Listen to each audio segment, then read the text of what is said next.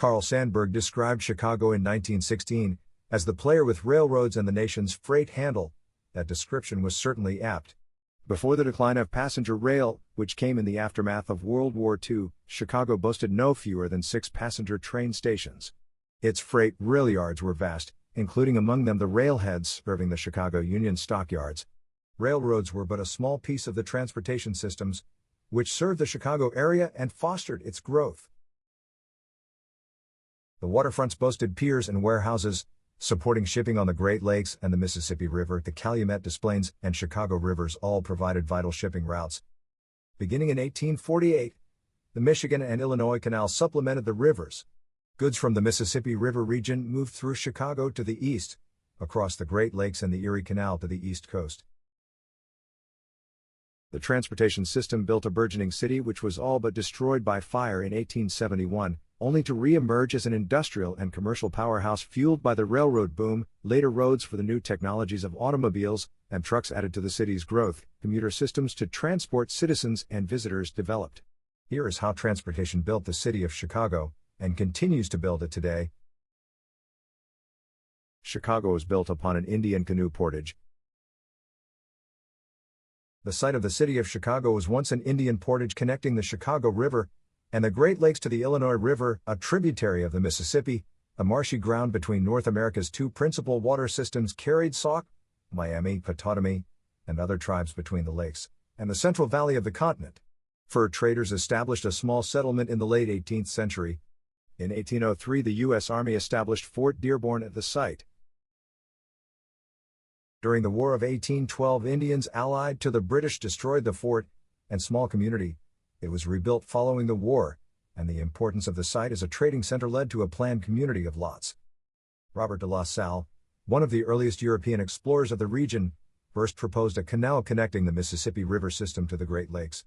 LaSalle declared the area the Gate of Empire, this the seat of commerce. Construction of the Michigan and Illinois Canal began in 1836, and the community of Chicago grew from the workers on the project, and stores, shops, saloons, and inns to provide for their needs. Incorporated in 1837, Chicago became an inland port when the canal opened. By then a new means of transportation was shaping the country. Railroads driven by increasingly reliable locomotives connected eastern cities. Chicago followed suit. The Galena and Chicago Union Railroad. Chartered in 1836, the Galena and Chicago Union Railroad was the first to connect Chicago with another city. Its name is a bit of a misnomer, since it never reached Galena. Its furthest distance west was Freeport. Construction began in 1848, and the first westbound train ever departing from Chicago left on October 25, 1848. The locomotive Pioneer, a used Baldwin steam engine, pulled the first train. By 1851 the railroad reached Rockford, and Freeport connected to Chicago in 1853. The construction by the Galena and Chicago ended. Construction to Galena was taken over by the Illinois Central Railroad in 1854. During the period of construction, the population of the city of Chicago more than tripled. The railroad leading to the west and the new canal created a shipping hub. By 1862 the Galena and Chicago Union Railroad reached Council Bluffs, Iowa, by leasing the Cedar Rapids and Missouri Railroad. Following the Civil War the railroad connected to the Transcontinental Railroad. The produce of the Midwestern farms found its way to the Chicago waterfront, for shipping to the east via the lakes, or to the south via the Canal and Mississippi River systems. Finished products from the east and the south found their way to Chicago, where the growing city put them to use in homes and factories. Connecting with the east. During the 1840s and 1850s railroad companies experienced explosive growth throughout the eastern and midwestern states. An alphabet soup of railroad companies emerged, bearing the initials of their names, based on their major destinations or routes. Railroads formed, merged and connected cities, with reaching Chicago a common goal of many. The Illinois connected to Detroit, Lansing, Cleveland, Cincinnati and to the north in Wisconsin and Minnesota. Railcars carried wheat and grain from the north and west, as well as livestock. Cattle and hogs arrived in the city, where they were kept in ever-growing stockyards before shipping to eastern destinations. Most of the railroads emanating to the north and west of Chicago established their corporate headquarters in the city, in separate passenger terminals. The Galena and Chicago Union's Terminal and Operations Center stood near the Canal, on Canal Street. Its operation and those of its competitors drove the growth of several businesses. Chicago became a major railroad manufacturing center, building railcars for freight and passengers. During the years leading up to the Civil War, railroads developed rail marshaling yards for the several companies serving Chicago, each with their own stockyards, terminals and support areas. Becoming the meatpacking capital of the United States. In 1840, the city of Cincinnati led the nation in the production of processed and packed pork. Hogs were driven to the city from Ohio and Indiana, and shipped by barges and steamboats from Kentucky. In Cincinnati, pork processing created byproducts used in the manufacture of soaps, candles, leather goods, and fertilizers. In the absence of refrigeration, hogs were slaughtered and processed in the cold months, with much of the meat cured by salting and smoking. It was then shipped down the Ohio and Mississippi, or across Ohio using the canals built by the state. Chicago took over the role of the nation's leading meatpacker during the American Civil War. The railroads moved processed meat at a faster speed than canals and steamboats. Contracts to provide salted beef and pork to the Union armies, and access to animals from the West, created a boom in the meatpacking industry in Chicago. Insulated railcars cooled with ice, developed shortly after the Civil War, allowed beef butchered and shipped to consumers fresh. Cattle formerly delivered to Eastern customers on the hoof for local processing were supplanted by slaughtered animals, ready for additional processing by butchers and food suppliers. Union Stockyards. Before the American Civil War, the 5 major railroads serving Chicago each had their own stockyards, where arriving cattle and were held prior to shipping to Eastern markets. Other stockyards held pigs, other sheep. The Illinois Central and Michigan Central Railroads jointly owned the largest, built along the shore of Lake Michigan between 29th and 35th Street. To avoid driving animals through the city streets, the railroads placed the stockyards near their facilities. Meatpacking companies purchased their animals from the stockyards, as did butcher shops and other consumers.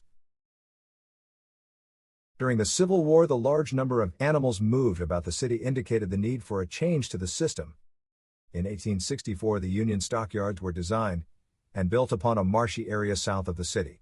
9 railroad companies joined forces to purchase the land and build the stockyards, with all of them having access to the facilities.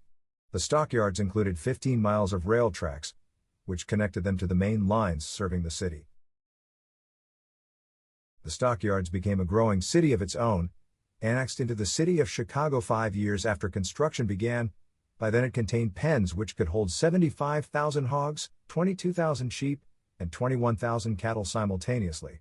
It also contained offices, saloons, restaurants, and other services supporting the community which expanded around it. By 1870, the Union Stockyards processed over 2 million animals per year. Rebuilding the city after 1871. In early October 1871, the Great Chicago Fire destroyed over 3 square miles within the city center and north side. Contrary to legend, Mrs. O'Leary's cow likely did not start the fire, though the damage was indeed extensive. Relief efforts from outside the city began before the smoldering ended, brought to the scene by the railroads and lake steamers. The same transportation systems responsible for the city's rapid growth brought the means for its recovery following the disaster. Army troops were carried by rail to enforce martial law and control looting. Medical supplies, clothing, and food for the citizens rendered homeless arrived by rail. The destruction caused by the fire did not hamper the city's continued activity as a rail and shipping hub, especially for the Union Stockyards and the meatpacking companies within and around the area. The amount of meat processed in the yards continued to increase as the rest of the city rebuilt. Capital generated by the yards helped fund much of the rebuilding of the city's damaged infrastructure. Lumber, steel, brick, and stone needed to rebuild much of Chicago arrived in the city largely by rail, as did an influx of laborers and construction trades. At the same time, cattle, hogs, sheep, and grain from feedlot farmers arrived at the Union Stockyards as the city recovered from the fire. The Chicago and South Side Rapid Transit Railroad. In June 1892, 4 coaches pulled by a steam locomotive traveled from 39th Street to the newly built Congress Street Terminal. Several dozen passengers rode on the ceremonial trip, the first offered by the Chicago and South Side Rapid Transit Railroad. The following year the line extended to 63rd Street, and the site of the World Columbian Exposition, where it terminated at the Transportation Building. That same year, the Lake Street Elevated Railroad began operation. In 1895, the Metropolitan West Side Elevated opened for business, the first commercial railroad in the United States powered by electric traction motors. By the end of the decade, the city's connecting L railways were all run on electric traction motors, and the South Side Line introduced all the motors in the connected cars, under the control of the motorman driving the train. In the first decade of the 20th century, the L trains were the single largest consumer of electricity in the city of Chicago. The Northwest Elevated began operations in 1900 in the urban areas, though building of stations and other sections of the line continued for several years. The commuter rail lines operated independently, for the most part until consolidation began in 1911. In 1924, several were included in the formation of the Chicago Rapid Transit Company. The LaSalle Street Station. The first railroad station, erected at 414 LaSalle Street in Chicago, opened for business in May 1852. It served the Northern Indiana and Chicago Railroad, later adding service to the Chicago and Rock Island Railroad. The station proved to be too small to accommodate passenger demand, and a new station on the site opened in 1866. The Great Fire consumed that station, though it was rebuilt. Another station opened on the site in 1903. It served several railroads, among them the New York Central, the Michigan Central, and the Pittsburgh, Fort Wayne, and Chicago Railway. Commuter trains also connected with the LaSalle Street Station, and several westbound trains operated out of the station. The famed 20th Century Limited, which connected New York and Chicago, used the LaSalle Street Station until 1968. The station became a symbol of the city and a movie star, appearing in Alfred Hitchcock's North by Northwest and again in the Gene Wilder and Richard Pryor film Silver Streak. The Rock Island Southern Pacific Train Golden State Limited operated from LaSalle, from its inception in 1902 until 1968. Metra's Chicago Commuter Rail, Rock Island District is served by another station, on the LaSalle Street site in the 21st century. The site has been serving travelers in Chicago for nearly 150 years, a major cog in the city's transportation system. Great Central Station, Central Station. In 1856, the Illinois Central Railroad opened Great Central Station, at the time the largest building in downtown Chicago, above the depot, which stood on Water Street. The Illinois Central maintained its corporate offices. Behind the depot were 8 separate rail lines covered by a train shed. The station featured a masonry section adé on Water Street, with the rest of the structure built mostly of wood. Though it suffered severe damage during the Great Fire, it remained open for business, receiving trains carrying much of the emergency aid sent to the city. The wooden train shed, destroyed by the fire, was never rebuilt. The predecessors to the Big Four and the railroad itself all used Great Central Station. An idea of the impact of transportation in Chicago can be inferred from the number of trains serviced in the station by the end of the 19th century. In 1892, the station serviced a peak of 100 intercity passenger trains per day, though it was but one of 6 major train stations in the city. In 1893, the Illinois Central opened Central Station, and demolished the Great Central Station beginning that same year. Wells Street Station.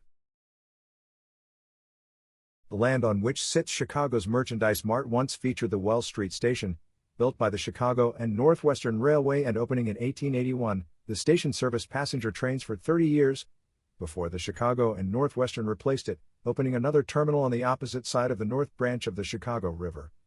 The older station remained in use as a freight terminal, and the Merchandise Mart used the air rights above the station when built in the late 1920s. The Merchandise Mart opened in 1930 with a new freight station built to serve its needs.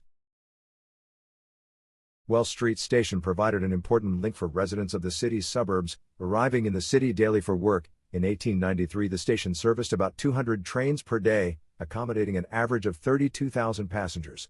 The 5-story station, which also provided office space for railroad executives and workers, stood before a train shed which covered 12 tracks.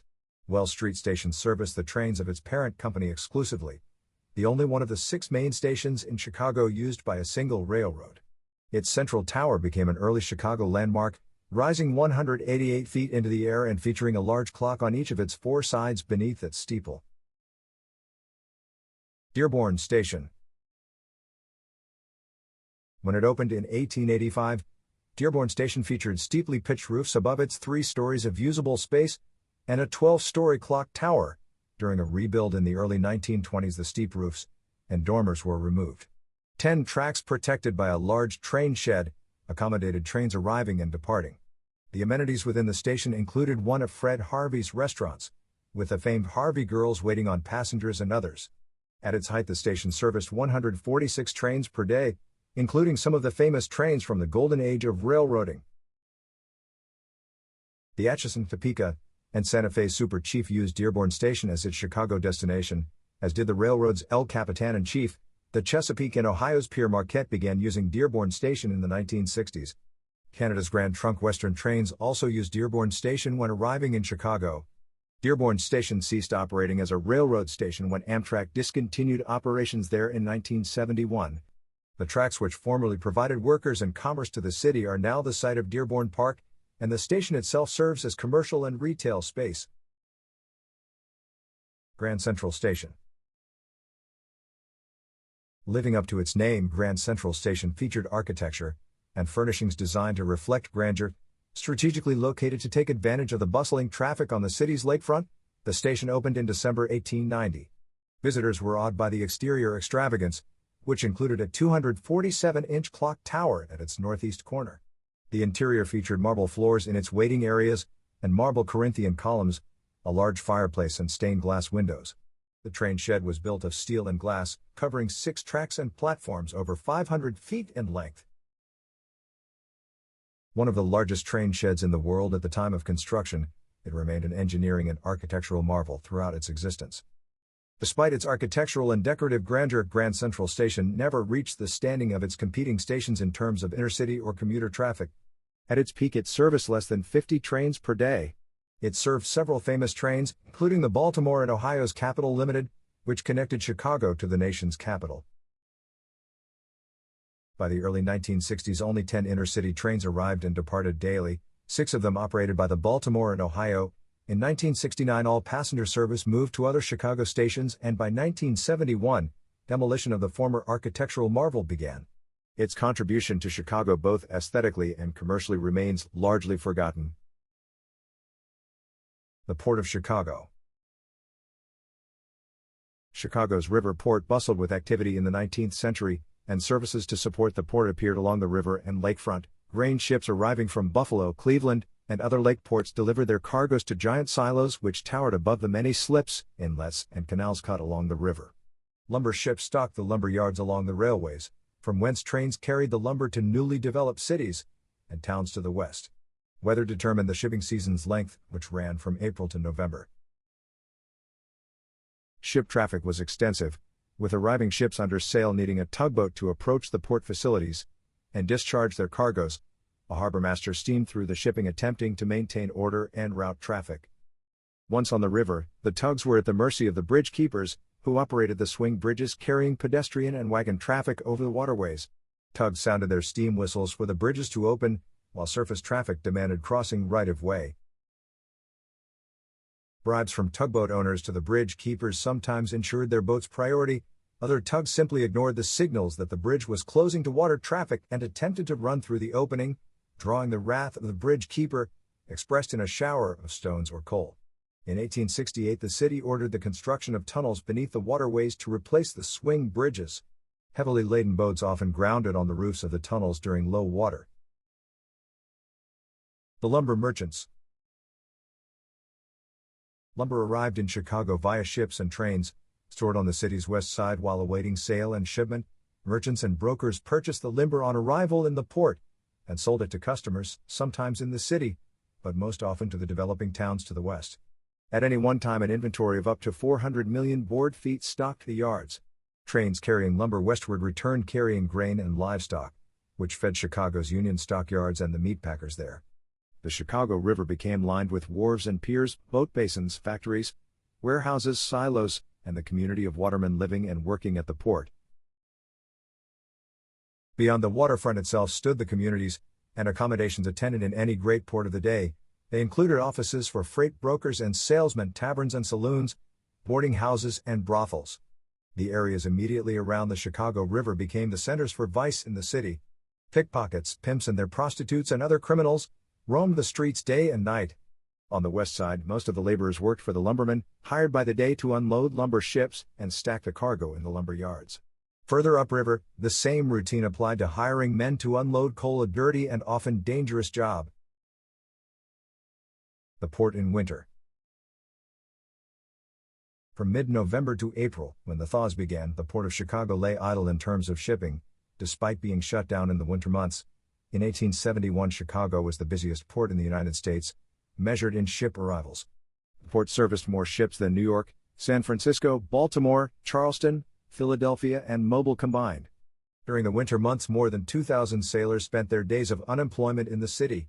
Their ships tied up in the river and boat basins, connected to each other by gangplanks.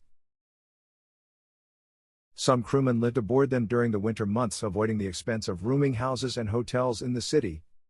The port reached its heyday in the 1870s and 1880s. As ships plying the lakes for commercial trade grew larger, captains preferred to use the Calumet River as their destination. Improvements to the Calumet by the Army Corps of Engineers in the 1880s led to increased development in the region, and grain silos, lumber yards, coal bunkers, and steel mills emerged. Chicago, by then focused on the railroads, found its port gradually reduced, though passenger traffic on the lakes continued to arrive in the city. Plans to expand the port's facilities in the early 20th century were abandoned. In 1959, the St. Lawrence Seaway opened, and for the following decade the Navy Pier supported another shipping boom. Since then, commercial shipping at the Port of Chicago declined.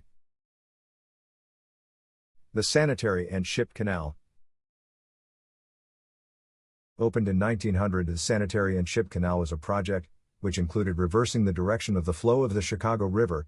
By the late 1870s, community leaders recognized the level of pollution of the Chicago River, which received much of the industrial and human waste generated by the city.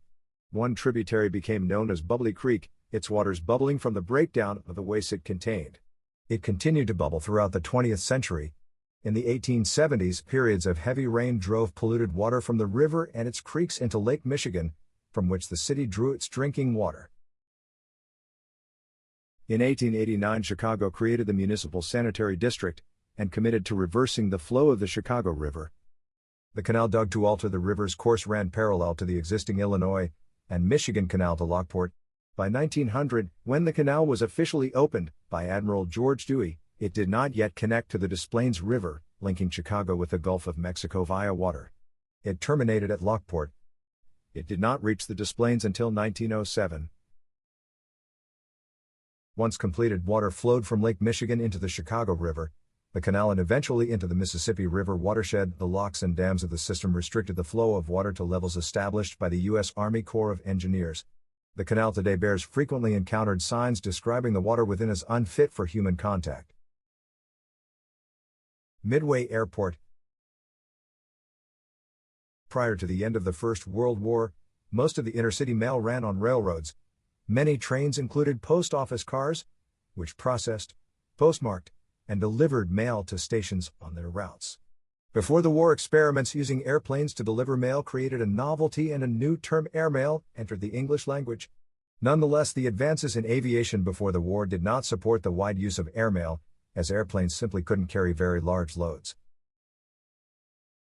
Aircraft technology advanced rapidly during and after the war, and informing pilots began to supplement their incomes by carrying mail both privately and for the United States Post Office. Regularly scheduled air mail service in the United States began in May 1918. In order to include Chicago in the new service, the city needed an airfield. In 1923, the city designated a 320-acre site as the Chicago Air Park. It leased the site 3 years later, naming it Chicago Municipal Airport. Originally equipped with a single cinder-paved runway, by 1930 it had 4 runways, 12 hangars and over 2 dozen airplanes. By 1931, when a new passenger terminal opened, the airport staked the claim of being the busiest in the world, operating more than 60,000 flights that year, carrying over 100,000 passengers. LaGuardia surpassed it in the claim for world's busiest airport in the 1930s, though Midway, renamed the World War II battle, reclaimed the title in 1948, and kept it for the ensuing dozen years running.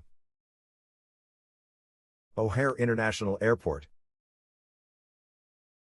In the 1940s, Chicago's civic leadership recognized the need for a new airport To reduce the congestion at Midway and increase the number of flights serving the city in 1945, the mayor created a selection committee to study the region and select a site for the new airport.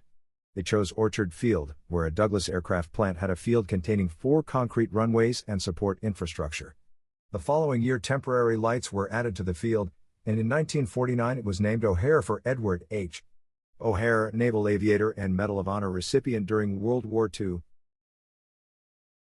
In 1955, O'Hare International Airport officially opened to commercial air traffic, with 13 airlines. Over 175,000 passengers flew into and out of the airport during its first year of operation.